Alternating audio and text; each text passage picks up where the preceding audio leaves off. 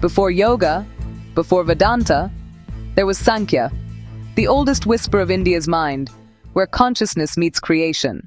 In the beginning, there was only Purusha, pure awareness, and Prakriti, potential energy, still and unmanifest.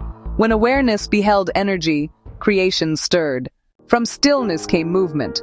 From movement, intelligence, mahat. From intelligence, the sense of I, ahamkara. From ego, the mind and the subtle elements, sound, touch, form, taste, and smell. These became space, air, fire, water, and earth. All of nature dances through three forces: sattva, purity and light; rajas, activity and desire; tamas, inertia and shadow.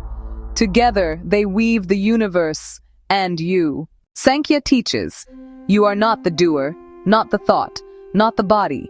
You are the witness, untouched, eternal, aware.